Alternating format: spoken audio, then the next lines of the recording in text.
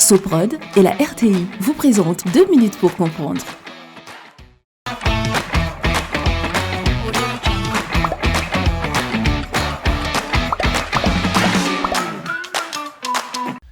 Bonjour, bienvenue dans 2 minutes pour comprendre, votre capsule quotidienne qui vous aide à comprendre comment fonctionne le monde qui nous entoure. Aujourd'hui, je vais vous parler de la grue. Je ne parle pas ici de la grande machine que l'on croise régulièrement sur les chantiers, mais de l'animal. Et aujourd'hui, plus particulièrement de la grue cendrée, la plus connue des grues. Comme son nom le laisse deviner, la grue cendrée est un oiseau échassier au plumage presque totalement gris, avec une bande blanche verticale qui part derrière les yeux et qui descend le long du cou, tandis qu'une touffe de plumes noires garnit sa queue. Ses pattes sont également noires. On la considère comme étant très élégante, car tout chez elle est élancé.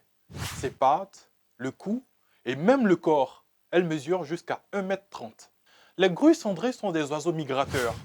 En hiver, elles font un voyage de 2500 km pour se rendre en Espagne, en Afrique du Nord.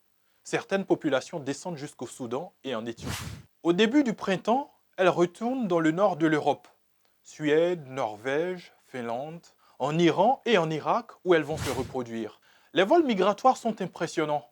Ils comptent plusieurs centaines d'oiseaux volant en V ou en Y, pattes et cou tendus à des altitudes situées entre 200 et 1000 mètres. Ce sont 250 000 grues qui empruntent 2 fois par an les mêmes couloirs migratoires, long de 2500 km et large de 200 km. Hormis ces déplacements spectaculaires, la grue cendrée est également connue pour ses parades nuptiales qui consistent en courbettes, saisie d'objets divers jetés en l'air et sauts, ailes écartées.